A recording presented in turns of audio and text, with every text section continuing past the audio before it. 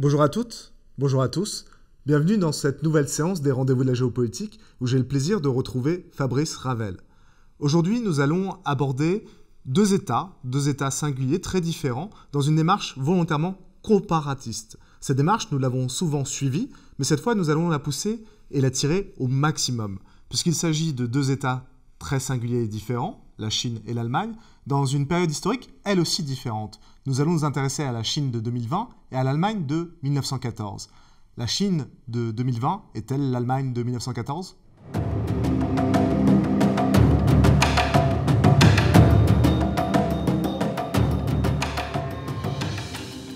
Fabrice, bonjour.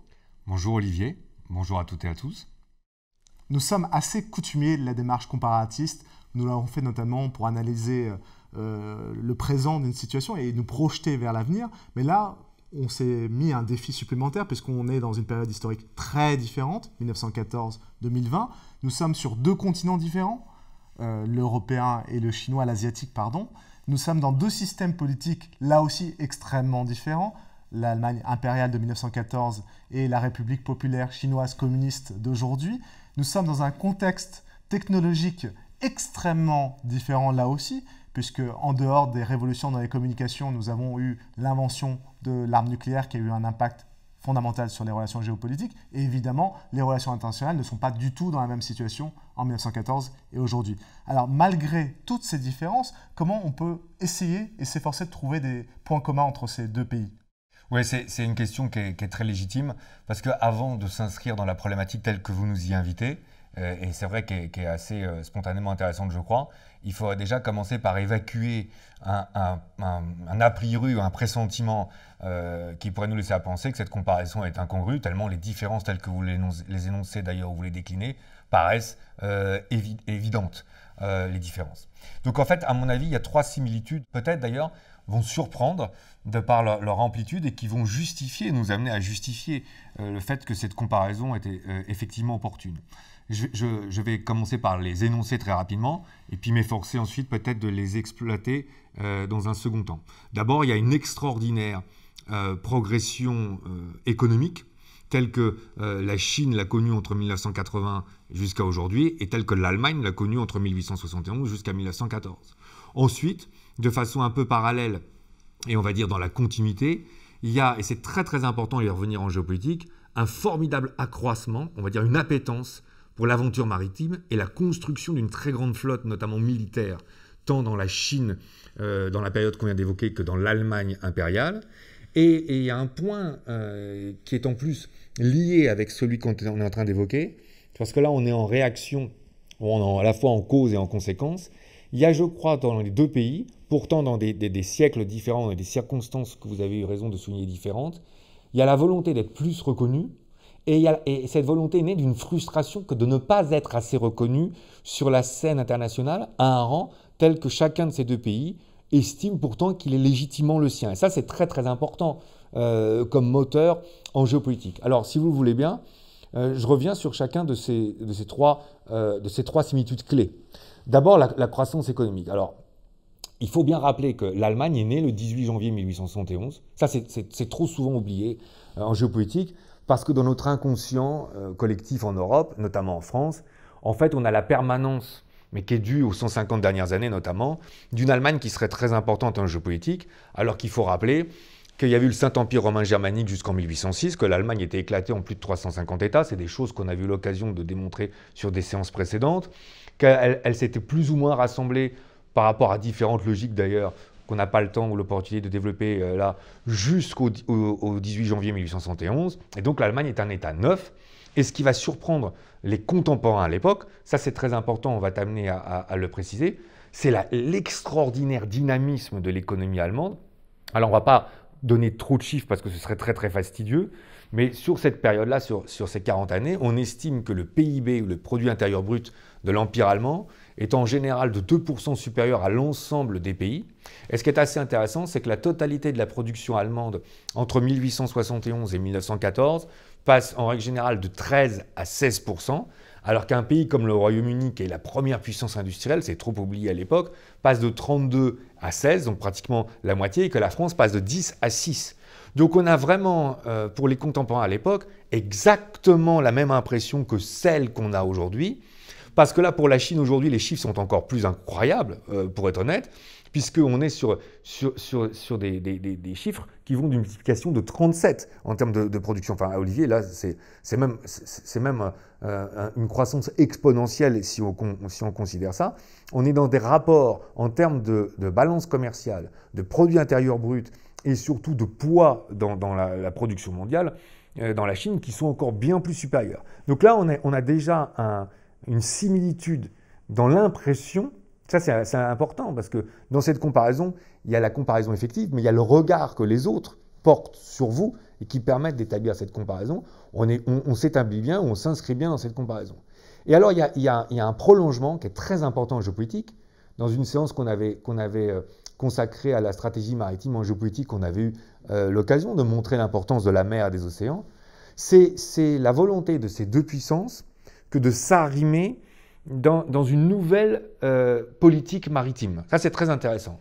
Là, pour le coup, je vais d'abord commencer peut-être par la Chine, parce que c'est vrai que la Chine, quand on regarde sa flotte maritime, notamment militaire, jusque dans les années 80, c'est plutôt une flotte côtière dont l'objectif est d'assurer la sécurité des côtes chinoises, alors qu'en réalité, on voit bien que dans une vingtaine d'années, on s'inscrit beaucoup plus dans une grille de lecture d'une flotte océanique.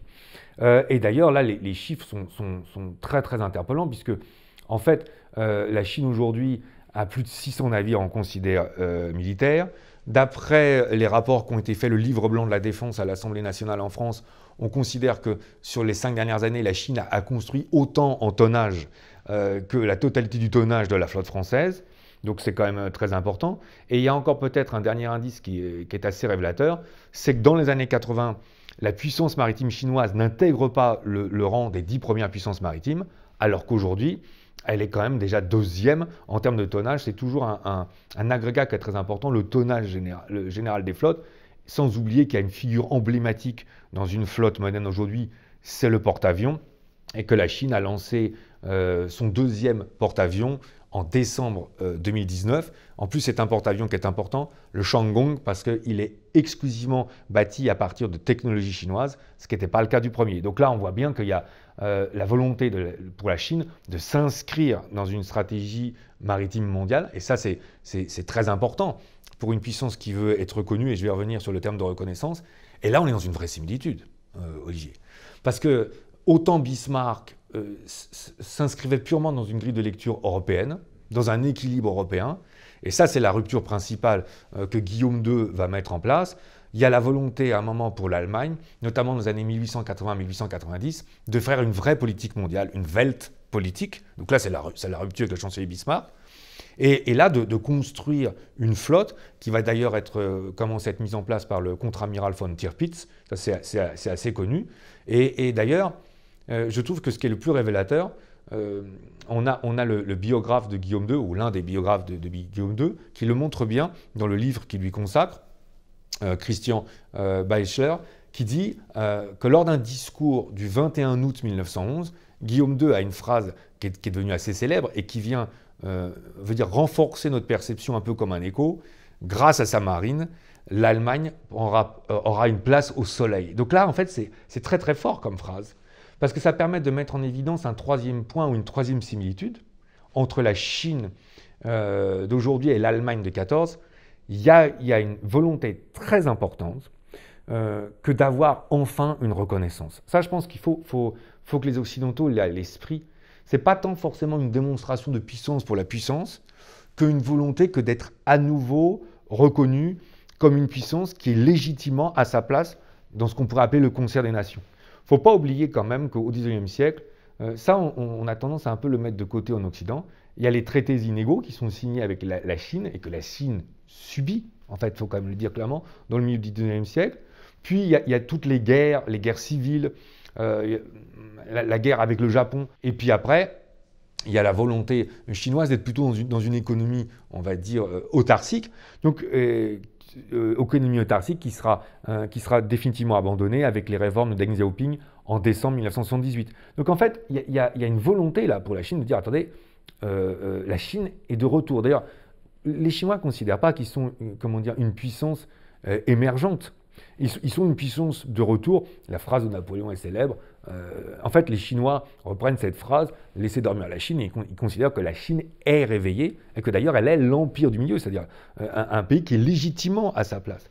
Et ça, c'est assez intéressant parce que quand on prend un autre ouvrage de Catherine Clay, le roi, l'empereur, enfin en anglais ils disent le Kaiser d'ailleurs dans le titre britannique original, et le tsar, c'est un ouvrage qui peut paraître assez décalé par rapport à ce qu'on est en train de dire, parce qu'en fait l'auteur s'efforce de regarder quels étaient les rapports entre trois cousins finalement, monarques britanniques, allemands et russes, et on se rend compte que Guillaume II souffre énormément d'une sorte de complexe ambigu par rapport à l'Angleterre. Il est à la fois très admiratif, et il souffre énormément d'avoir le sentiment que finalement il y a une sorte de condescendance britannique à son égard. C'est un peu les nouveaux cousins, ou les nouveaux venus, ou les parvenus de la géopolitique. Et d'ailleurs le rapport anglais est très ambigu parce que on va y venir. Les Anglais, finalement, sont très inquiets de voir que l'Allemagne, en 40 ans, construit la deuxième flotte au monde. Et je pense qu'on voit bien que là, il y a vraiment 3 points qui nous permettent d'établir de façon opportune une comparaison. Comparaison d'ailleurs qui n'est pas aussi péjorative et négative qu'on pourrait le penser d'emblée. Oui, parce que si on regarde la situation actuelle géopolitique, les inquiétudes qui montent, si on compare à l'Allemagne de 1914, on a en tête une Allemagne belliqueuse, belliciste, qui est peut-être une image erronée finalement, ou du moins trop simplifiée. Ce serait cette Allemagne-ci, ce serait l'Allemagne de 39-45. Ce serait cette image de la Seconde Guerre mondiale qu'on aurait importée sur la Première Guerre mondiale. Donc une lecture rétroactive qui nous fausserait la comparaison. Oui, ce que vous dites est très juste et me paraît très important pour qu'on puisse continuer à valider la justesse de notre problématique, si vous me permettez, avant que d'y répondre sur le fond. Parce que là vous avez totalement raison, c'est assez paradoxal. On a une lecture a priori qui projette un événement plus récent sur un événement plus ancien. Donc c'est quand même assez paradoxal. Et c'est vrai qu'aujourd'hui, alors en plus se cumulent, bon, bien sûr, les horreurs du nazisme. Et sur la Deuxième Guerre mondiale, il était une évidence pour tout le monde que c'est l'Allemagne nazie qui l'a déclenché, qui l'a voulu, qui l'a engrangé. Enfin, ça, il vient rallier personne de contester ça. Pour la Première Guerre mondiale, c'est beaucoup plus ambigu. Et en plus, si vous voulez, la confusion est d'autant plus possible qu'à l'époque, et surtout après la défaite de l'Allemagne en 18, beaucoup se sont efforcés de démontrer que l'Allemagne était la seule responsable. C'est plus du tout la grille de lecture dans laquelle la plupart des historiens s'insèrent aujourd'hui. Olivier, il faut dire comment les choses. L'Allemagne a une part de responsabilité, mais comme les autres, parce que toutes les puissances européennes sont nationalistes, sont impérialistes, sont d'ailleurs intimement convaincus qu'elles peuvent gagner la guerre, une guerre qui est censée être courte, faut-il le rappeler en plus. Donc une image d'une Allemagne qui serait uniquement contingentée par une caricature prussienne avec les fameux casques à pointe, je pense, est totalement injuste. Et d'ailleurs, elle donnerait à notre comparaison un a priori très péjoratif. C'est pour ça que ce qu'on est en train de dire est important. Or à mon sens, ce n'est pas totalement juste, c'est même clairement injuste. Et d'ailleurs, cette propension à continuer à exister aujourd'hui, elle va loin. Parce que quand on regarde un film qui s'appelle Sarajevo, l'attentat en 1914, c'est assez intéressant. C'est un film qui avait été fait en 2014 ou qui avait été créé en 2014. Pourquoi est-ce que j'évoque ce film? Parce que ça peut paraître assez éloigné de notre propos initial. Parce qu'en fait, ce film traite de l'Autriche-Hongrie à travers l'attentat de Sarajevo du 28 juin 1914. Le film est très beau esthétiquement. Il est passionnant parce qu'il met une intrigue policière à travers d'ailleurs un personnage fictif. On a en fait une recherche pour savoir qui serait vraiment à l'origine. Et là, le film tombe dans une fiction, puisqu'on a l'impression que ce serait un complot qui serait ourdi par un état-major austro-hongrois, d'ailleurs qui serait purement germanophone, ce qui d'ailleurs est un contresens. Ça, on l'avait bien souligné dans une séance qu'on avait faite sur l'Autriche-Hongrie. Et donc, on arrive au fait que finalement, il y aurait une instrumentalisation de jeunes Serbes. Principe, la main noire, etc., pour créer une guerre, donc qui serait dans la volonté des Autrichiens et des Allemands. Aujourd'hui, tout le monde s'accorde à dire, si vous relisez les ouvrages, je pense à John Keegan sur la Première Guerre mondiale, c'est une lecture qui ne correspond pas du tout à la réalité. Et donc, il ne faudrait pas que notre comparaison pâtisse de cette lecture péjorative, parce qu'elle n'a pas lieu d'être. Et en plus, il y a un certain nombre de similitudes. Alors par contre, c'est vrai, il faut le reconnaître, que s'il y a des similitudes, il reste aussi quand même des grandes différences. Alors si je récapitule sur les similitudes, on l'a vu, il y a l'économie, une dynamique économique qui est là, une volonté de se projeter sur la mer et aussi un désir de reconnaissance. Il y a ce voile que nous venons de lever, le voile sur la vision péjorative qu'on pourrait avoir de l'Allemagne en 1914. Pourtant, une fois tous ces points revus, il reste des différences importantes, et notamment si on se penche sur l'histoire stratégique chinoise, tant du point de vue justement historique que du point de vue philosophique. Là, il y a une grosse différence. Oui, là, il faut être très clair. Il y a, me semble-t-il, à juste titre, peut-être que déjà certains de nos auditeurs nous entendant dire « Mais attendez, il y a quand même des grosses différences », et ils pensaient à celles qu'on va énumérer là. C'est juste que dans le cadre de notre comparaison, il y a un certain nombre de différences qu'il est nécessaire de mettre en évidence. D'abord, dans l'histoire de la Chine, on n'a jamais été dans une projection telle que les Européens globalement l'ont faite, on va dire de la Renaissance, on va dire début du XVIe siècle, jusqu'à la fin du colonialisme au milieu du XXe siècle. La Chine n'a jamais été dans cette propension-là, à se projeter militairement de façon aussi directe. C'est pas son histoire. D'ailleurs, la Chine avait commencé à faire des cartes ou des rencontres avec les sociétés ou les civilisations africaines, et elle n'était pas du tout dans une logique qui consistait à maîtriser physiquement ces territoires-là. Ça, faut reconnaître la Chine. C'est très important d'ailleurs quand on veut comprendre la Chine au XXIe siècle, parce qu'il faut rappeler que ça, c'est vraiment une propension qui n'existe pas dans l'histoire chinoise. Et les Chinois ont raison de nous le rappeler d'ailleurs. Et c'est assez intéressant parce que dans la continuité, ça s'explique parce que ce n'est pas non plus dans la philosophie stratégique chinoise ou dans l'approche culturelle chinoise. Là, les auteurs sont très nombreux, alors vous me permettrez de citer le plus emblématique, même si ici il est un peu trop toujours mis en avant. Dans l'art de la guerre de Sun Tzu, on a eu d'ailleurs l'occasion de bien l'expliquer dans notre séance sur l'idée art qui avait travaillé dessus. C'est l'approche indirecte qu'on veut privilégier et pas du tout une approche beaucoup plus frontale ou conflictuelle qui amènerait à assujettir des pays qu'on voudrait dominer. Ça me paraît très très important à souligner parce que au XXIe siècle, il y a un certain nombre d'observateurs qui souvent se montrent un peu, alors soit peut-être par volonté un petit peu on dirait de faire du buzz, pour utiliser un terme moderne, de dire la Chine peut être une menace militaire. Enfin, il ne faut quand même pas oublier que là, pour le coup, il y a une vraie différence. Avec une Allemagne impériale qui, elle, n'avait pas du tout ce genre d'a priori et qui, clairement, s'inscrivant d'ailleurs dans une démarche prussienne que là aussi on a eu l'occasion d'évoquer avant, s'inscrivait plus facilement dans une démarche militaire. Ça, c'est quand même ce serait injuste de dire ça sur la Chine et ce serait méconnaître d'ailleurs et son histoire et son approche philosophique.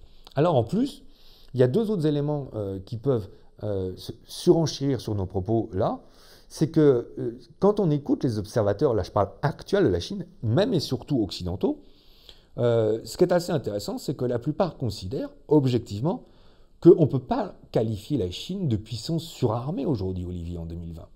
Parce qu'évidemment, on pourrait avoir une lecture qui serait un peu, comment dire, première, dans un premier temps, dire oh là là, ils ont considérablement augmenté leurs investissements militaires.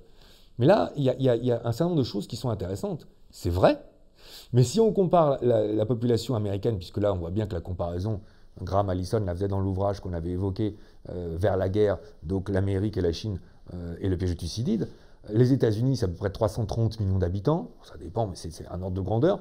La Chine, c'est 1,450 milliard, 1,5 milliard d'habitants. Donc on est globalement sur une population 5 fois plus nombreuse, 4 à 5 fois plus nombreuse, et on est sur un budget militaire qui reste pour l'instant 2,5 à 3 fois inférieur à celui des États-Unis. Donc déjà là, on est sur une première relativisation, si vous me permettez. Ce serait beaucoup plus intéressant si d'ailleurs on faisait une dépense en termes de budget militaire par rapport à tête d'habitants, parce que là, on verra bien qu'il y a une différence qui est fondamentale.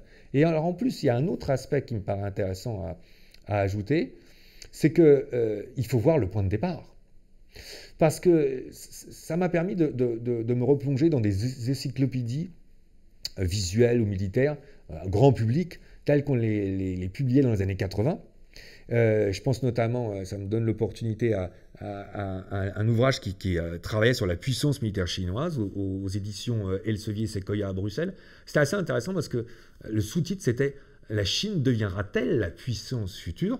Parce qu'en fait, on se rendait compte qu'en termes de technologie, de modernité des équipements et même de modernité de communication et d'organisation, la Chine connaissait un retard énorme par rapport à l'ensemble des armées, d'ailleurs qu'elles soient soviétiques ou occidentales. Donc en fait, on est sur une réadaptation, un rééquipement de la Chine, une remise à niveau de la Chine. Les Chinois le disent d'ailleurs eux-mêmes, qui peut aussi expliquer le fait qu'on soit parfois sur des budgets qui peuvent paraître importants, mais qui sont en train de permettre de compenser un retard. Donc là, vous m'y avez invité, vous avez raison, on a quand même des différences qui sont très fortes, et en termes de projection géopolitique dans l'histoire, de conception stratégique ou de culture stratégique, et puis aussi quand même d'investissements militaires qui, quand on les regarde de plus près et qu'on les remet en perspective, sont quand même moins importants que ce qu'on pourrait penser spontanément. Oui, donc on voit tout ce qui éloigne la Chine d'aujourd'hui de l'Allemagne impériale de 1914. Pourtant, en dépit de ces différences, il y a certains paramètres, notamment internes à la Chine, qui pourraient nous reprojeter dans une situation analogue à celle de 1914. Oui, c'est ça qui est assez intéressant en fait, parce que là, finalement, on a, je crois, réussi à valider l'opportunité de notre comparaison en montrant qu'il y avait des vraies similitudes, qu'elles n'étaient pas forcément péjoratives d'ailleurs, que nonobstant ces similitudes, il restait quand même de très très grandes différences, et que ces différences pourraient nous laisser à penser, parce qu'on va y revenir, la crainte évidemment, c'est que l'Allemagne de 14 est plongée dans la guerre quand même. Et on voit bien que en cette période, certains auteurs, dont Graham Allison, le titre est quand même symptomatique, vers la guerre, s'interrogent sur l'avenir. On voit bien quand même que la culture, l'histoire chinoise ne le pousse pas, ça quand même. Par contre, effectivement, il y a des facteurs qui seraient plus internes, paradoxalement, et plus politiques. Je dis paradoxalement parce que en géopolitique, on oublie trop souvent le fait qu'il y a des querelles politiques ou des débats politiques ou des conflits politiques peuvent amener à des solutions extérieures. De ce point de vue-là, il y a un ouvrage consacré fait par Jan Leboeck, qui est consacré à la géopolitique de Rome ou à la stratégie romaine, qui est assez intéressante, parce que dans son regard sur la guerre des Gaules, ça je trouve c'est très très passionnant, parce qu'on a toujours l'image de Romains qui seraient très impérialistes et puis qui attaquent les Gaulois. Bon. Mais ce n'est pas suffisant. Et dans cet ouvrage, Jan Leboeck, à un moment, dans une citation, c'est assez intéressant, le principal coupable de la guerre, c'est César, ce n'est pas Rome. Parce qu'en fait, César veut prendre le pouvoir à Rome et il a besoin de la légitimité d'une victoire pour justifier son emprise sur la politique romaine. Donc en fait, c'est la quête du pouvoir à Rome qui va l'amener à faire une guerre extérieure. Pourquoi est-ce que ce n'est pas décalé par rapport à ce qu'on est en train de dire? Parce que finalement, il y a deux grands défis auxquels va être confrontée la société chinoise dans son ensemble, moi j'ai envie de dire, et deux logiques un peu paradoxales. D'abord, on est sur un pouvoir qu'on qualifiera de fort, pour le moins, et qui est confronté à une population importante, 1,5 milliard d'habitants, qui va de plus en plus avoir accès, quel que soit le temps que ça va prendre, au monde extérieur, et on va dire à un discours extérieur ou un discours différent. Comment le pouvoir chinois va-t-il réussir sur le long terme à continuer à légitimer son autorité face à une population qui va de plus en plus prendre connaissance d'un discours qu'on qualifiera d'extérieur? Ça, c'est une vraie question. Ça, je trouve qu'elle est trop sous-estimée, et en plus, à hauteur d'1,5 milliard d'habitants. Et puis, il y a une deuxième question paradoxale, c'est en fait la Chine qui continue à promouvoir officiellement dans un discours, alors les Chinois disent bien c'est du socialisme à la chinoise, donc déjà en plus ce serait nuancé par rapport à une thèse marxiste classique, mais on met quand même en avant l'égalité. Or, la Chine se développe économiquement de façon extraordinaire, s'enrichit, les Chinois s'enrichissent, la classe moyenne est en train de se développer, la classe aisée est en train de se développer. Donc comment conjuguer l'émergence de ces classes moyennes et de ces classes aisées avec la permanence d'une société qui s'articulerait principalement sur une logique d'égalité? Donc là, on voit bien que d'ailleurs la combinaison de ces deux paramètres est un enjeu majeur pour l'équilibre de la Chine et pour le pouvoir chinois et pour l'évolution de la Chine. Il n'est pas dit que les Chinois n'y arriveront pas d'ailleurs, mais ça peut pousser le pouvoir chinois pour essayer de rassembler le peuple chinois derrière lui, à se reprojeter à l'extérieur. Et donc en fait, si vous me permettez peut-être ce propos en guise de conclusion, ce qui va faire surtout la différence entre l'Allemagne de 14 et la Chine de 2020, c'est sa capacité à ne pas se laisser enfermer dans un conflit ou une rivalité, et à pouvoir le dépasser dans un monde qui reconnaîtrait la Chine, mais qui resterait harmonieux. Et si vous me permettez, finalement, en guise de conclusion liée, en géopolitique, ce qui est dangereux, ce n'est pas tant la comparaison avec l'Allemagne de 1914 qu'avec l'Allemagne de 1918. Parce que l'Allemagne de 1918 est vaincue, alors on peut imaginer une défaite militaire, ou aujourd'hui une défaite économique, mais elle est surtout ostracisée des relations internationales, mis au banc des sociétés et des nations, non intégrée à la SDN, et finalement c'est ça qui va être l'une des racines majeures de l'émergence des déséquilibres de l'Europe dans les années 30 et de la montée du nazisme. La comparaison avec l'Allemagne de 1914 n'est pas aussi péjorative. Par contre, aucun État ne devrait être dans une situation telle qu'on serait amené à le comparer à l'Allemagne de 1918.